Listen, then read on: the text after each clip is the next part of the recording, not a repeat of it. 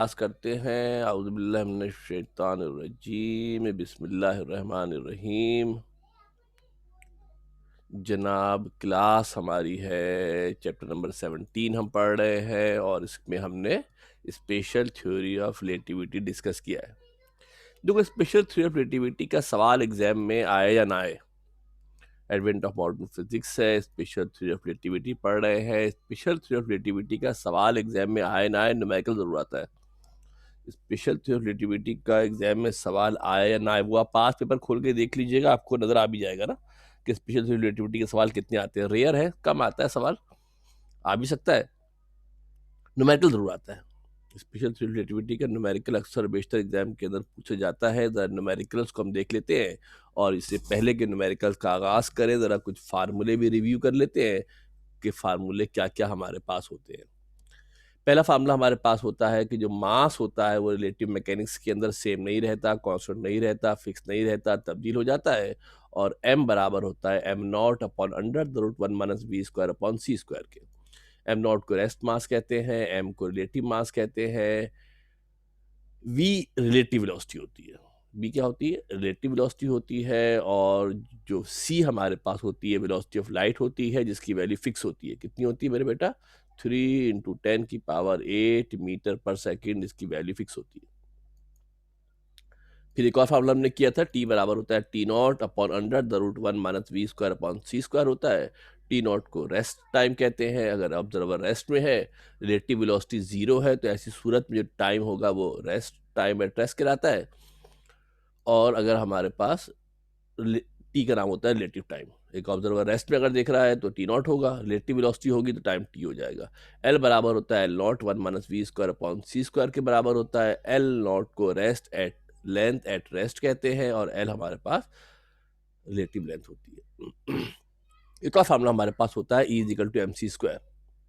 क्या होता है E is equal to M C square? हर मास के साथ, every mass is associated with some energy. हर मास क्या होता है मेरे बेटा? एनर्जी के साथ एसोसिएट करती है। और वो एनर्जी किसके बराबर होती है? एम सी स्क्वायर के बराबर होती है। Each mass, every mass is associated with energy which is equal to E is equal to M C square, जो E is equal to M C square के बराबर होती है। क्या होती है? E is equal to M C square के बराबर होती है। इसके अलावा अगर m नॉट मास है तो ये आपके पास जो एनर्जी होगी वो E नॉट होगी। इसका नाम होता है rest mass energy. E not का नाम क्या होता है? E नॉट का नाम होता है rest mass energy. Fix formula होता है m nought C square. E nought is called rest mass energy, शायद लिखा नहीं मैंने कहीं। E nought rest mass energy होती है जो m नॉट सी स्क्वायर के बराबर होती है। और जो काइनेटिक एनर्जी होती है किसी भी पार्टिकल की, किसी भी पार्टिकल की जो काइनेटिक एनर्जी होती है उसको मालूम करने का फार्मूला होता है E माइनस ई नॉट। समझ लो, ये नया फार्मूला आ गया। काइनेटिक एनर्जी जब भी मालूम करेंगे, half M V square use नहीं करते यहाँ half M V square use नहीं करेंगे। यहाँ फार्मूला क्या इस्तेमाल करेंगे? E माइनस ई नॉट, क्योंकि जो टोटल एनर्जी होती है वो E not plus kinetic energy होती है। जो टोटल एनर्जी होती है वो E not plus kinetic energy होती है। E nought rest mass energy जो एम नॉट सी स्क्वायर होती है। तवज्जो देखिए, गौर से देखिएगा, बड़े ट्रिकी किस्म के न्यूमेरिकल है और कैलकुलेशन जरा इनकी बड़ी ध्यान से कीजिएगा। बड़ी जरा सा खतरनाक किस्म की कैलकुलेशन है इसकी। डरा नहीं रहा हूँ, बता रहा हूँ। सिंप्लीफिकेशन और खसूसी तौर पे जो मेडिकल वाले बच्चे हैं उनके लिए जरा ज्यादा मसले मसाइल हो सकते हैं। जरा तवज्जो से बिल्कुल फोकस करके ध्यान से देखिएगा। पहला सवाल है जनाब Ali, the rest mass of electron is 9.11 into 10 की पावर माइनस 31 किलोग्राम। कैलकुलेटर लेके बैठिएगा, हाथ का सॉल्व करते रहिएगा। इसकी कैलकुलेशन का जरा इशू है, ख्याल रखिएगा। The rest mass of electron is 9.11 into 10 की power minus 31 kilogram. What will be its relative mass? What will be its relative mass when moving with relative velocity of 0.85 c? अगर वो क्या कर रहा हो मेरे बेटा? रिलेटिव वेलोसिटी से मूव कर रहा हो। किस रिलेटिव वेलोसिटी से मूव कर रहा हो? 0.85 c की रिलेटिव वेलोसिटी से मूव कर रहा हो। कितनी रिलेटिव वेलोसिटी है? 0.85 c से मूव कर रहा है, तो इसका रिलेटिव मास क्या होगा? जब कोई बॉडी रिलेटिव वेलोसिटी से मूव करती है तो उसका मास तब्दील हो जाता है। डेटा देखते हैं मेरे बेटा। गिवन क्या है? रेस्ट मास गिवन है m नॉट। गिवन क्या है, रेस्ट मास गिवन है, रेस्ट मास एम नॉट के बराबर है, किसके बराबर है, 9.11 इंटू 10 की पावर माइनस 31 किलोग्राम के बराबर है। किसके बराबर है, 9.11 इंटू 10 की पावर माइनस 31 किलोग्राम के बराबर है। रिलेटिव वेलोसिटी गिवन है 0.85 सी। कितनी गिवन है, 0.85 सी के बराबर है, जबकि याद रहे जो सी होता है उसकी वैल्यू 3 इंटू 10 की पावर 8 मीटर पर सेकेंड होती है। जो v हमारे पास होती है किसके बराबर होती है, 3 इंटू 10 की पावर 8 मीटर पर सेकेंड के बराबर v हमारे पास होता है। मालूम क्या करना है हमको, रिक्वायर्ड क्या है, क्या मालूम करना है, हमें मालूम करनी है रिलेटिव मास। क्योंकि जब ये मूव करेगा तो उसका मास बदल जाएगा, मूव करेगा तो उसका मास तब्दील हो जाएगा, उसका मास बदल जाएगा, उसका मास क्या हो जाएगा, ये हमने फाइंड आउट करना है, ये हमने मालूम करना है। ठीक है, फार्मूला क्या है मेरे बेटा, सिंपल सा फार्मूला है। जब रिलेटिव मास मालूम करना है तो फार्मूला होगा M nought upon under the root 1 minus V square upon C square. क्या हो जाएगा, M nought upon under the root 1 minus V square upon C square हो जाएगा। वैल्यूज के अंदर सब्सटीट्यूट करते हैं, वैल्यूज पुट करते हैं, वैल्यू सब्सटीट्यूट करते हैं। तवज्जो दे के गौर से ध्यान से देखिएगा, फार्मूला क्या है, M nought 1 minus V square upon C square. तवज्जो देखना बेटा गौर से, एम नॉट की जगह पर क्या लिख दिया मैंने, 9.11 10 की power minus 31, 1 minus V square upon C square, V किसके बराबर है, तवज्जो देके गौर से देखना मेरे बेटा, थोड़ा ट्रिकी है।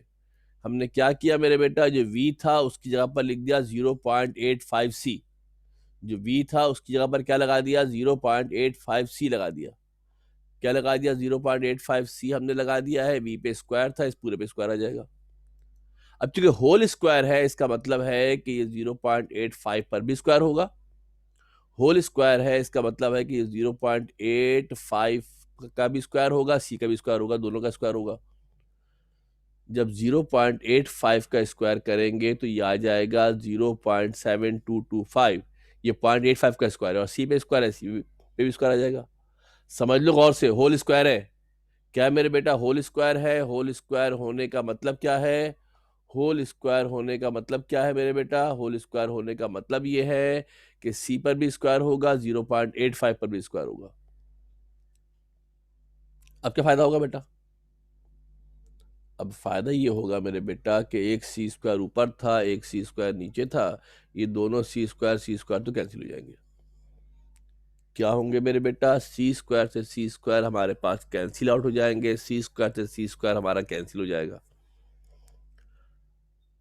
क्या बचेगा, 1 माइनस 0.7225। इसको डायरेक्ट कैलकुलेटर से सॉल्व कर दिया हमने।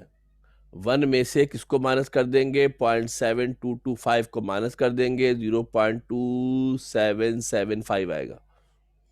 कैलकुलेटर पे लाजमी खुद से परफॉर्म करना। अब इसको डिवाइड कर लेंगे, डायरेक्टली किया हुआ है, डायरेक्टली करना। अभी कैलकुलेटर में बटन होता है ना भाई, ऊपर लिखना 9.11 10 की पावर माइनस 31, डिवाइड लिखना, फिर रूट लगाकर 0.7225 लिख देंगे, तो इसका आंसर आ जाएगा 1.729 इंटू 10 की पावर माइनस 30 किलोग्राम।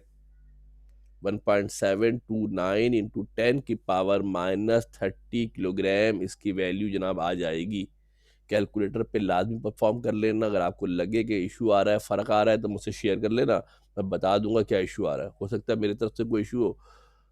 यहाँ देखो मास बढ़ गया है, इसलिए कि यहाँ 10 की पावर माइनस 31 थी, यहाँ 10 की पावर माइनस 30 है। यहाँ 10 की पावर माइनस 31 थी, यहाँ 10 की पावर माइनस 30 है। माइनस 30 ऑब्वियसली सी बात है, बड़ा होता है। जितनी वैल्यू माइनस में होती है इतनी छोटी बड़ी वैल्यू होगी, इतनी माइनस में छोटी होती है। कोई सवाल करना चाहे तो सवाल कर ले। ये कैलकुलेटर से खुद लाजमी परफॉर्म करना बेटा, कैलकुलेटर पे लाजमी खुद से परफॉर्म कीजिएगा। कोई सवाल अगर है तो सवाल कर सकते हैं आप, नहीं करना तो अगला सवाल करते हैं। क्लियर, सवाल बहुत सारे हैं, ढेर सारे सवाल आते हैं, मैं ख्याल लूंगा 8 या 9 सवाल आते हैं। नेक्स्ट सवाल पे आते हैं जनाब। कोई सवाल पूछते नहीं आप लोग, अच्छे बच्चे माशाल्लाह से। In the inertial frame of pendulum the time period is measured to be 3 second. अगला सवाल देखिएगा, एक पेंडुलम है, इनर्शियल फ्रेम ऑफ रेफरेंस के अंदर है, उसका टाइम पीरियड मेजर किया गया है 3 second. What will be the period of the pendulum for an observer moving with the velocity of 0.95 c with respect to pendulum? एक पेंडुलम था, उसका हमने इनर्शियल फ्रेम के अंदर, फ्रेम की अपनी क्या वेलोसिटी थी उसको भूल जाए, इनर्शियल फ्रेम में उसका हमने टाइम पीरियड निकाला, वो आया 3 सेकंड। रेस्ट में जब टाइम आया वो 3 सेकंड आया। एक दूसरा ऑब्जर्वर है वो उसको देख रहा है, और उस दूसरे ऑब्जर्वर की जो रिलेटिव वेलोसिटी है, उस दूसरे ऑब्जर्वर की जो रिलेटिव वेलोसिटी है, यानी कि पहले वाले फ्रेम ऑफ रेफरेंस के कंपेरेबल जो वेलोसिटी है वो 0.95 सी है, तो उसके लिए टाइम पीरियड क्या होगा? उसके लिए टाइम पीरियड जनाब क्या होगा, ये हमने फाइंड आउट करना है, मालूम करना है। ये हमने फाइंड आउट करना है, ये हमने जनाब मालूम करना है कि जनाब दूसरे फ्रेम ऑफ रेफरेंस में पहले फ्रेम ऑफ रेफरेंस के अंदर जो इनर्शियल था टाइम पीरियड 3 सेकंड निकला है, दूसरा फ्रेम ऑफ रेफरेंस जो कि 0.95 सी से मूव कर रहा है, उसके लिए टाइम पीरियड कितना होगा? आसान सी बात है, सवाल है बिल्कुल प्रीवियस सवाल की तरह है, वहां मास था, यहाँ पर टाइम आ गया है। रेस्ट में जो टाइम है वो 3 सेकंड है, रिलेटिव वेलोसिटी 0.95 गिवन है, वेलोसिटी ऑफ लाइट 3 इंटू 10 की पावर 8 मीटर पर सेकंड होती है, आने की जरूरत पेश नहीं आएगी। रिलेटिव टाइम टी है, मालूम करना है। वर्किंग फार्मूला हमारे पास क्या है मेरे बेटा? टी बराबर होता है T nought upon under the root 1 minus V square upon C square. क्या फार्मूला है? T is equal to T nought upon under the root 1 minus V square upon C square के बराबर है। इसमें मेरे बेटा अगर हम वी की वैल्यू पुट करते हैं, कैलकुलेशन करते हैं, वी की वैल्यू पुट कर देते हैं, कितनी वैल्यू वी की मेरे बेटा? देखो जो मेडिकल वाले स्टूडेंट है जरा तवज्जो देके गौर से सुन लेना, मुझे डर ही रहता है मेरे को हमेशा। यहाँ हमने क्या किया, v पे स्क्वायर था तो 0.95 सी लिखकर होल स्क्वायर लगाया है। ये 0.95 लिख के सी पे स्क्वायर मत लगा देना, होल स्क्वायर है। जो v है वो 0.95 सी के बराबर है, इस पूरे का होल स्क्वायर लगाएंगे। क्या करेंगे? पूरे का मेरे बेटा होल स्क्वायर लगाया जाएगा। होल स्क्वायर होने के मतलब है कि 0.95 का भी स्क्वायर होगा, सी का भी स्क्वायर होगा। 0.95 का भी स्क्वायर होगा, सी का भी स्क्वायर होगा। इसको सिंप्लीफाई करेंगे, 0.95 का स्क्वायर करेंगे तो 0.9025 आएगा, और सी पर भी स्क्वायर, सी पर भी स्क्वायर आएगा। सी पर भी क्या आएगा मेरे बेटा? स्क्वायर आएगा। फायदा क्या हुआ मेरे बच्चा? सी स्क्वायर से सी स्क्वायर कैंसिल हो गया। क्या हो गया? सी स्क्वायर से सी स्क्वायर हमारे पास कैंसिल आउट हो गया है, सी स्क्वायर से सी स्क्वायर हमारा खत्म हो गया है। अब क्या बच गया? 1 माइनस 0.9025। ये कैलकुलेटर से डायरेक्ट सॉल्व कर लेंगे, इसलिए स्टेप पहले ही बहुत ज़्यादा हो रहे हैं। डायरेक्ट इसको सॉल्व कर लेंगे तो कितना हो जाएगा मेरे बेटा? टाइम पीरियड की जगह पर 3 आ गया, टी नॉट की वैल्यू 3 है। 1 में से 0.9025 को माइनस करेंगे तो आंसर आएगा 0.0975। अब कैलकुलेटर से इसको डायरेक्ट डिवाइड कर लेना, 3 लिखकर डिवाइड का बटन दबा देना, अंडर द रूट 0.975। और खुद से करना बेटा, ये मैं फिर कह रहा हूँ कि ये छापा खाना मत चलाना। जब कॉपी पे इसको लिखो तो लाजमी तौर पे खुद से कैलकुलेटर आपको इस्तेमाल करना भी आना चाहिए। कैलकुलेटर खरीदना काफ़ी नहीं है, इस्तेमाल करना भी आना चाहिए। डिवाइड करेंगे, आंसर आ जाएगा 9.6 सेकेंड। यानी जो दूसरे फ्रेम ऑफ रेफरेंस का ऑब्जर्वर है, जब वो टाइम नोट करेगा तो वो बोलेगा 9.6 सेकेंड है। घड़ी सुस्त हो गई है। घड़ी क्या हो गई है? सुस्त हमारे पास जनाब हो गई है। उसको 9.6 सेकेंड हमारे पास लगेगा। 9.6 सेकेंड हमारे पास लगेगा। मैंने कल भी आपसे कहा था कि जो एस्ट्रोनॉट वगैरह बाहर जाते हैं, जब वो बाहर से एस्ट्रोनॉट चांद वांद से होके आते हैं तो पता ही चलता है मेरे बेटा कि उनके हिसाब से 3 साल होते हैं, यहाँ के हिसाब से 2 साल होते हैं। इतना फर्क पड़ जाता है। नेक्स्ट सवाल पे आते हैं मेरे बेटा। ये तो 2 फार्मूले हो गए, एक टाइम के हवाले से हो गया, एक मास के हवाले से हो गया। ऐसे एक फार्मूला लेंथ के हवाले से कर लेते हैं। What will be the length of a bar in stationary frame if its length along X direction is 1 metre and is moving with a velocity of 0.95? What will be the length of a bar in a stationary frame if its length is 0. is along x-axis 1 meter? इसकी length given है, कितनी बेटा given है? Length of a bar in stationary frame of reference along X axis is 1 metre. कितनी length है मेरे बेटा? 1 metre है। कब 1 मीटर है? जब वो स्टेशनरी में है। तो बताना ये कि अगर वो 0.75 की लेंथ से, अगर वो 0.75 सी से मूव कर रहा है, अगर वो 0.75 सी के मतलब क्या है? वेलोसिटी ऑफ लाइट से मूव कर रहा है। अगर वो 0.75 ऑफ सी से मूव कर रहा है तो बताना ये है कि उसकी वेलोसिटी, तो उसकी लेंथ कितनी हो जाएगी। तो अच्छा देखिए, देखते हैं और से जरा देखिए मेरे बेटा, डेटा बनाते हैं। एल नॉट गिवन है 1 मीटर। एल नॉट गिवन है 1 मीटर है, रिलेटिव वेलोसिटी वी गिवन है 0.75 सी। सब बुक के सवाल आते हैं, 0.75 सी है। 0 बेशतर जो सवाल मैं करवा रहा हूँ उसके अंदर एक आध छोड़कर सारे ऑलमोस्ट बुक के सवालात हैं। मैं हो सकेगा तो आपको मेंशन भी कर दूंगा बुक का सवाल नंबर कौन सा है। रिलेटिव वेलोसिटी 0.75 सी हमारे पास है। रिक्वायर्ड क्या है? रिलेटिव लेंथ मालूम करनी है। आमतौर पर जो वेलोसिटी होती है,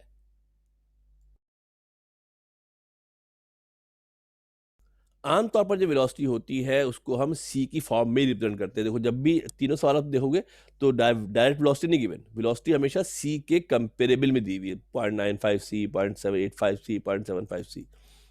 वैल्यू पुट करते हैं। एल बराबर है, रिलेटिव लेंथ मालूम करनी है। एल बराबर है, L is equal to L nought over under the root 1 minus V square upon C square के बराबर है। कैलकुलेशन करते हैं मेरे बेटा। L is equal to L nought 1 minus V square upon C square है। वैल्यू पुट कर देते हैं। एल नॉट 1 है, एल नॉट कितना है? 1 है। 1 माइनस अंडर द रूट 1.75 सी का स्क्वायर अपॉन सी का स्क्वायर। तो अगेन समझ लो बात ध्यान से, आप होल स्क्वायर है तो 0.75 का भी स्क्वायर होगा, सी पे भी स्क्वायर होगा। और जब स्क्वायर करेंगे मेरे बेटा तो जरा गौर से तवज्जो दे के ध्यान से देख ले। जब इसको मेरे बेटा आप स्क्वायर करोगे तो ये 0.5625 आ जाएगा, नीचे सी स्क्वायर होगा, सी स्क्वायर से सी स्क्वायर आपको कैंसिल हो जाएगा। सी स्क्वायर से सी स्क्वायर हमारा मेरे बेटा कैंसिल आउट हो जाएगा। और जब 1 में से माइनस कर लेंगे 0.625 को, क्या करोगे बेटा? 1 में से माइनस कर लोगे 0.625 को तो 0.4375 आएगा। कैलकुलेटर से खुद से कर लेना भाई, इसका रूट निकाल लेना। तो 0.66 मीटर आंसर आ जाएगा। कितना आंसर आएगा? 0.6। आगे भी फिगर, आगे भी नंबर होंगे, आगे भी नंबर हो सकते हैं, हो सकता है तीसरे डेसिमल पे भी कोई नंबर हो, मगर आपको ऐसा मेंशन करने की जरूरत है नहीं। ठीक है भाई, ये आपकी लेंथ निकल आई जो कि 0.0665 सेंटीमीटर के बराबर है। ये हमारा जनाब अली सवाल हो गया। कोई सवाल अगर इस पे, इन तीनों सवालात में से किसी सवाल पे कोई सवाल करना हो तो कर ले, मगर मेरी रिकमेंडेशन ये है कि आप जब तक कॉपी पे लिखेंगे नहीं और खुद से कैलकुलेटर से सॉल्व नहीं करेंगे तो it is quite difficult to ask any question. अब जो सवालात करने, ये तो इंट्रोडक्शन हो गया फार्मूलों का, ये खुश मत हो ज़्यादा, ये इंट्रोडक्शन हुआ है फार्मूलों का, ये फार्मूलों का इंट्रोडक्शन अभी तक। असल सवाल तो आने वाले आगे। Calculate the relative velocity at which the mass of a particle is doubled. जैसे कि आप जानते हैं कि जब कोई बॉडी रिलेटिव वेलोसिटी से मूव करती है तो उसका मास बढ़ जाता है। कह रहे हैं कि मास बढ़ते बढ़ते इतना हो गया, डबल हो गया। मास बढ़ते बढ़ते कितना हो गया है मेरे बेटा? मास बढ़ते बढ़ते डबल हो गया मास, रेस्ट मास का डबल हो गया है। तो बताना ये है, क्या बताना है?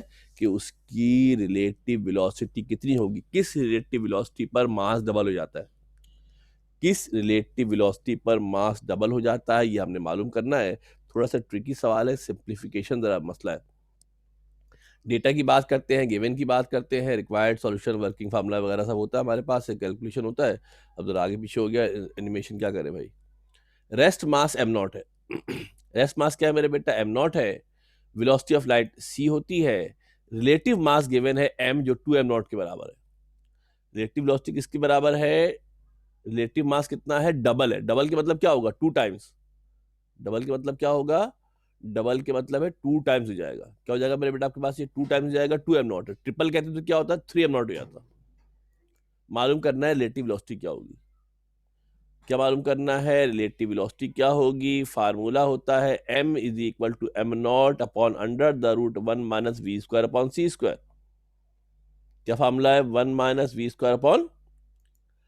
अब घपलेबाजी ये है मेरे बेटा, जिस चीज को मैंने मालूम करना है, ये दोनों, इसको मालूम करना है वी को, किसको मालूम करना है मेरे बच्चा? वी को मालूम करना है। किसको मालूम करना है? वी को मालूम करना है। एक तो वी रूट के अंदर, फिर वी पर स्क्वायर, फिर वी डिनोमिनेटर के अंदर। सुनना गौर से, कितना छुप के कोने में बैठा हुआ है वी, और इसको मालूम करना है तो पहले तो उसको निकाल के बाहर लाना है। तवज्जो से समझना बात को ध्यान से। जिस वी जिसको हमने फाइंड आउट करना है, जिस वी को हमने मालूम करना है, ये वी तो कोने में छुप के बैठा हुआ है अंदर, बिल्कुल महफूज, और इस पर स्क्वायर भी लगा हुआ है, रूट के अंदर भी, डिनोमिनेटर में भी है। तो पहले तो हमने क्या करना है मेरे बेटा? इसको हमने रूट से बाहर लेकर आना है। कैसे बाहर लाएंगे? तवज्जो देके गौर से सारे स्टेप देखना, तवज्जो से गौर से सारे स्टेप देखना। ये पूरा रूट मेरे बेटा यहाँ पर डिवाइड हो रहा है, जो पूरा रूट यहाँ पर मेरे बेटा डिवाइड हो रहा है, ये देखना पूरा रूट जो पूरा रूट यहाँ डिवाइड हो रहा है, अगर क्रॉस मल्टीप्लाई कराएंगे मेरे बेटा तो ये पूरा रूट हमारे पास कहाँ चला जाएगा, क्रॉस मल्टीप्लाई कराएंगे तो ये पूरा रूट हमारा ऊपर चला जाएगा, और जो m होगा बेटा वो m ऊपर से नीचे आ जाएगा। यानी सवाल क्या बन जाएगा, जरा गौर से देखना मेरे बेटा, 1 minus V square upon C square पूरे रूट के साथ गया है, पूरा रूट के साथ गया है, क्योंकि वो तो वी स्क्वायर तो रूट के अंदर है। m नीचे आ गया, m नॉट तो पहले से मौजूद था, ये पूरा 1 minus V square upon C square नीचे से उठ के ऊपर चला गया। पूरा 1 minus V square upon C square जो डिनोमिनेटर में मौजूद था, ये सारा के सारा ऊपर चला गया है। अब इस पे लगा हुआ है स्क्वायर, क्या लगा है इसके ऊपर, स्क्वायर, स्क्वायर खत्म करना पड़ेगा, उस पर लगा है रूट, सॉरी इस पे क्या लगा है रूट, रूट खत्म करना पड़ेगा। रूट कैसे खत्म करें, कैसे खत्म करेंगे रूट, रूट खत्म करने के लिए मेरे बेटा इसको हम करेंगे स्क्वायरिंग बोथ साइड। क्या करेंगे मेरे बेटा, रूट खत्म करने के लिए इसको हम करेंगे क्या, इसको हम करेंगे स्क्वायरिंग बोथ साइड। क्या करेंगे मेरे बेटा, स्क्वायरिंग, शॉर्टकट लिख दो both side, BS, squaring both side. क्या हो गया बेटा, 1 minus V square upon C square का रूट खत्म हो गया, 1 minus V square upon C square का रूट तो खत्म हो गया, मगर जो पड़ोस में मौजूद थे कौन, एम नॉट अपॉन एम, उन पे स्क्वायर आ जाएगा। जब जब स्क्वायरिंग करेंगे बोथ साइड, जब स्क्वायरिंग करेंगे बोथ साइड तो मेरे बेटा इस पर क्या होगा, इसका रूट खत्म हो गया, और जो एम नॉट ओवर एम था इस पे स्क्वायर आ गया। जो एम नॉट अपॉन एम था, एम नॉट अपॉन एम पे क्या आ गया मेरे बेटा, स्क्वायर हमारे पास आ गया। अगेन देखना, हमें मालूम करना है V square upon C square, समझना गौर से ध्यान से, कैलकुलेशन ट्रिकी है, कैलकुलेशन थोड़ी सी ट्रिकी है, समझने की कोशिश कीजिएगा। जो 1 minus V square upon C square है ये तो माइनस का है, जो 1 minus V square upon C square ये माइनस का है। हम क्या करते हैं, इसको हम उठाकर ले जाएंगे इज इक्वल टू के दूसरी तरफ, ताकि ये वहां जाकर प्लस का हो जाए। इस पूरे को, किसको, 1 minus V square upon C square को ले आते दूसरी तरफ, और जो एम नॉट अपॉन एम था इसको ले आते इस तरफ, क्योंकि हमने अभी तो वी स्क्वायर को अलग करना है, पहले वी को अलग करना है फिर कुछ सोचेंगे, पहले वी तो अलग हो। क्या हो गया मेरे बेटा, 1 माइनस एम नॉट का स्क्वायर अपॉन एम, जो पर्पल वाला था मैं इसको फिर दोबारा पर्पल से कर देता हूँ, पहचान लीजिएगा। जो वहां प्लस का था M nought upon M square, यहाँ आकर क्या हो गया मेरे बेटा, माइनस का हो गया। और जो ग्रीन वाला आपका था मेरे बेटा माइनस का V square upon C square, वहां जाकर प्लस का हो गया। जो B square upon C square minus का था वहां जाकर प्लस का हो गया है। अब वी पे तो स्क्वायर है, वी पे क्या है मेरे बेटा, स्क्वायर है, हमें तो खाली वी मालूम करना है। वी पर तो स्क्वायर है, हमें क्या करना है मेरे बेटा, खाली वी हमने फाइंड आउट करना है, हमने तो खाली वी मालूम करना है। क्या करें, स्क्वायर खत्म करना है, स्क्वायर खत्म करने के लिए, स्क्वायर खत्म करने के लिए क्या करेंगे मेरे बेटा, स्क्वायर खत्म करने के लिए हम लेंगे टेकिंग रूट। क्या लेंगे बेटा, अब क्या करेंगे, taking root both side, taking root, root लेना पड़ेगा। एक दफा पहले स्क्वायर किया था, फिर क्या किया, रूट भी ले रहे, क्योंकि वी पे तो स्क्वायर है, वी पे क्या है मेरे बेटा, स्क्वायर है। स्क्वायर खत्म करने के लिए रूट लेंगे बोथ साइड। जब रूट मेरे बेटा लिया जाएगा, जब रूट मेरे बेटा लिया जाएगा, जैसे ऐसे कर देते हैं, जब रूट लिया जाएगा तो इस पे रूट आ जाएगा, और जो V square upon C square, ये दोनों पे चूंकि स्क्वायर थे तो ये रूट से बाहर आके खाली वी अपॉन सी हो जाएंगे। एक स्टेप और लिखा जा सकता था, चूंकि जगह शॉर्ट थी इस वजह से लिखा नहीं है मैंने, और वैसे भी सवाल काफी लंबा हो गया है। जब रूट लेंगे मेरे बेटा तो 1 माइनस एम नॉट का स्क्वायर अपॉन एम स्क्वायर, ये तो रूट पे आ जाएगा, मगर जो वी पे स्क्वायर था और जो वी पे स्क्वायर था और जो सी पे स्क्वायर था, इनका स्क्वायर, इनका रूट, इनका स्क्वायर खत्म हो जाएगा, रूट से स्क्वायर बाहर आ जाता है। रूट से क्या होगा, आपका जो रूट होगा वो रूट होने की वजह से, स्क्वायर की वजह से ये रूट से बाहर आ जाएंगे। हमने चूंकि वी मालूम करना है, सी यहाँ डिवाइड हो रहा है, दूसरी जानिब जाएगा मेरे बेटा, सी यहाँ डिवाइड हो रहा है, दूसरी जानिब जाएगा तो सी वहां जाकर मल्टीप्लाई हो जाएगा, और हमारे पास मेरे बेटा इक्वेशन बन जाएगी, v बराबर हो जाएगा c under the root 1 minus M nought का स्क्वायर अपॉन एम स्क्वायर। ये सारी कैलकुलेशन बड़ी ट्रिकी है, ये सारी कैलकुलेशन बड़ी ट्रिकी है, बहुत ध्यान से इत्मीनान से करना है इसको। डबल एम मास कहा है, ट्रिपल मास भी कह सकते हैं, किस तरीके से पहले स्क्वायर किया है, बाद में रूट लिया है, दोनों ही काम करने पड़ गए। ये जब कॉपी में लिखोगे 2-3 दफ़ा तब कहीं जाके मामला पल्ले पड़ेगा। मैं फिर बता रहा हूँ, फर्स्ट टाइम के अंदर इतना आसान नहीं है मामला ये। फर्स्ट टाइम के अंदर ये मामला इतना आसान नहीं है। जब तक इसको 2-3-4 दफ़ा नहीं करोगे, जब तक इसको 2-3-4 दफ़ा नहीं करोगे, उस वक़्त तक मामला बनेगा नहीं। ठीक है? सही है? अब वैल्यू पुट कर देनी है मेरे बेटा। m नॉट का स्क्वायर, और m किसके बराबर है? 2m नॉट के बराबर है। सुनना गौर से। c1 माइनस m नॉट तो पता नहीं ना m नॉट कितना है। ये पता है m बराबर 2m नॉट के। क्या हो गया? 2m नॉट का स्क्वायर हो गया। क्या हो गया मेरे बेटा? 2m नॉट के स्क्वायर के बराबर हो गया। अब क्या होगा? स्क्वायर करेंगे। जब दोनों जानिब मेरे बेटा स्क्वायर किया, जब स्क्वायर करेंगे तो ये स्क्वायर 2 पर भी होगा, m नॉट पर भी होगा। जब स्क्वायर किया जाएगा तो स्क्वायर किस पर होगा? 2 पर भी होगा, m नॉट पर भी होगा। तो क्या हो जाएगा मेरे बच्चा? 2 का स्क्वायर 4 होता है। 2 का स्क्वायर 4 होता है, m नॉट का स्क्वायर m नॉट का स्क्वायर होगा। तो 2 का स्क्वायर क्या हो जाएगा? 4 हो जाएगा। जो 2 का स्क्वायर है मेरे बेटा, 2 का स्क्वायर किसके बराबर हो जाएगा? 2 का स्क्वायर 4 के बराबर हो जाएगा। ऊपर भी m नॉट का स्क्वायर था, नीचे भी m नॉट का स्क्वायर आ गया। क्या फायदा हो गया? फायदा ये हो गया कि ऊपर m नॉट का स्क्वायर, नीचे m नॉट का स्क्वायर कैंसिल हो गया। ऊपर m नॉट का स्क्वायर, नीचे m नॉट का स्क्वायर क्या हो गया मेरे बेटा? कैंसिल आउट हो गया, खत्म हो गया। क्या बचेगा? 1/4 बचेगा। क्या बचेगा? 1/4 हमारे पास बचेगा। तो कितना हो गया? c बराबर हो गया under the root 1 minus 1/4। v is equal to c under the root 1 minus 1/4 बचेगा। एम नॉट से एम नॉट कैंसिल हो गया, एम नॉट स्क्वायर से एम नॉट स्क्वायर। अब इसका एलसीएम निकालो, या कैलकुलेटर में बटन होता है अपॉन का। कैलकुलेटर में फ्रैक्शन का अपॉन का बटन होता है। कैलकुलेटर में फ्रैक्शन का या अपॉन का बटन होता है। उस बटन को हम डायरेक्टली यूज कर सकते हैं। 1 माइनस 1/4 कर लेना। जब 1 माइनस 1/4 करोगे मेरे बेटा तो इसका आंसर आएगा 3/4। 1 माइनस 1/4 करेंगे तो कितना आंसर आएगा मेरे बेटा? 3/4 एलसीएम आएगा। आएगा आंसर। चाहो तो एलसीएम निकाल लेना, 4 एलसीएम आएगा। 4 माइनस 1 3, इतनी चक्कर में ना पड़े। कैलकुलेटर के अंदर बटन होता है, you can do it directly by using calculator. Calculator use करके डायरेक्टली मालूम कर ले। 4 रूट से 3 तो रूट पे ही रहेगा, 4 का रूट 2 होता है। तो सी का आंसर हमारे पास कितना आ गया मेरे बेटा? जो सी का आंसर हमारे पास था, वो सी का आंसर हमारे पास आ गया है सी अंडर द रूट 3/2। आमतौर पर जो रिलेटिव वेलोसिटी होती है उसको सी की फॉर्म में ही रिप्रेजेंट करते हैं। आमतौर पर जो वेलोसिटी होती है, रिलेटिव वेलोसिटी होती है, उसको सी की फॉर्म में ही रिप्रेजेंट किया जाता है। यानी यहां पर आंसर हो गया, यहां पर आंसर हो गया है। आगे वैल्यू पुट नहीं करते, मगर चलो आपकी मोहब्बत में वैल्यू पुट कर भी देते हैं। 3 इंटू 10⁸ को अगर मल्टीप्लाई कर दिया जाए किससे मेरे बेटा? ये 3 इंटू 10⁸ होता है। सी किसके बराबर होता है? 3 इंटू 10⁸ होता है। ये हमारा बड़ा मसला है। इस टाइप करो तो सही होता है, बाद में पता नहीं घपला हो जाता है। 3 इंटू 10⁸ है।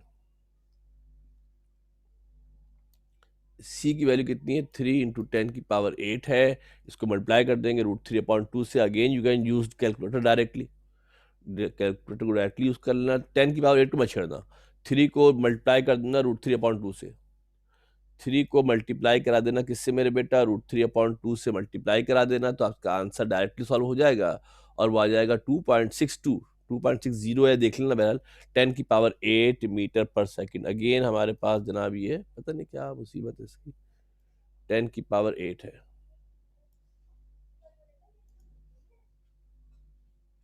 10⁸ है, ये 108 नहीं है। 10⁸ मीटर पर सेकेंड हमारे पास जनाब ये आ जाएगा। यहाँ पर 10⁸ आएगी।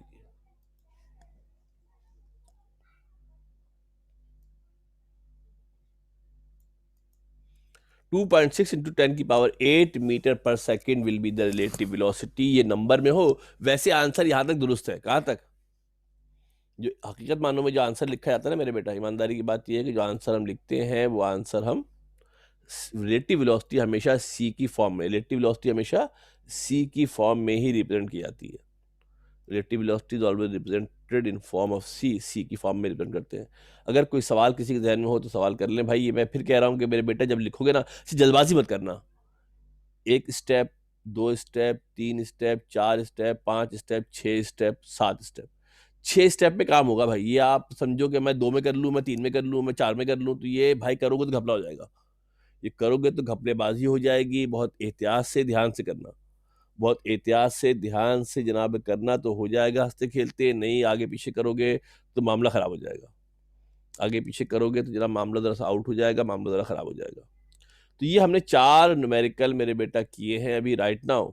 अगर कोई सवाल आप करना चाहें तो आप सवाल जनाब कर सकते हैं, तो देख लो बेटा गौर से। एक न्यूमेरिकल हमने किया था जिसमें हमें मास मालूम किया है हमने, ठीक है मेरे बेटा। उसके बाद जो दूसरा हमने न्यूमेरिकल जनाब किया है वो कौन-सा किया है मेरे बेटा, जिसपे हमने टाइम पेंडुलम वाला न्यूमेरिकल किया है, जिसमें हमने टाइम पीरियड मालूम किया है। तीसरे न्यूमेरिकल में हमने लेंथ वेरिएशन मालूम की है, और चौथे न्यूमेरिकल के अंदर अगर हम देखते हैं मेरे बेटा, तो चौथे न्यूमेरिकल के अंदर हमने रिलेटिव वेलोसिटी मालूम की है। यहाँ से आपको अगर थोड़ी-सी स्लाइड्स जो पीछे जा रही थी आप देखें तो 1, 2, 3, 4 न्यूमेरिकल स्टिल बाकी हैं। कितने बाकी हैं मेरे बेटा? 4 न्यूमेरिकल इसके स्टिल जनाब बाकी हैं, 4 न्यूमेरिकल इसके हमने और करने हैं। आपको बज़ाहिर लग रहा होगा अभी शुरू किया है, मगर आप गौर से देखो तो बहुत सारा पढ़ा दिया है। इसको कॉपी में इन लोगों ने काम लिखा है, उनको अंदाज़ा हो रहा होगा कि बज़ाहिर पढ़ने में हँसते-खेलते पढ़ते हैं, मगर जब काम एट द एंड बहुत ज़्यादा हो जाता है। 4 न्यूमेरिकल इसके बाकी हैं, इस बुक के न्यूमेरिकल हैं चारों ये। चारों न्यूमेरिकल बुक के जनाब न्यूमेरिकल है। टाइम हमारे पास थोड़ा शॉर्ट है, मेरे ख़्याल से कोई 5 या 6 मिनट हमारे पास हैं। इसमें मेरे ख़्याल में करने का कोई फ़ायदा नहीं है, मज़ा नहीं आएगा करने में। नेक्स्ट क्लास में आएँगे तो इसको नेक्स्ट क्लास में 1, 2, 3, 4 न्यूमेरिकल हम करेंगे। इसके साथ ही हमारा स्पेशल थ्योरी ऑफ रिलेटिविटी का जो हिस्सा था वो कंप्लीट हो जाएगा, मुकम्मल हो जाएगा। बाकी ये आप लोगों को मैंने रिकमेंड किया था, पहले भी कह रहा हूँ मेरे बेटा कि 1 मिनट, जो हमने लास्ट किया ना बेटा, जो-जो टॉपिक हम पढ़ते चले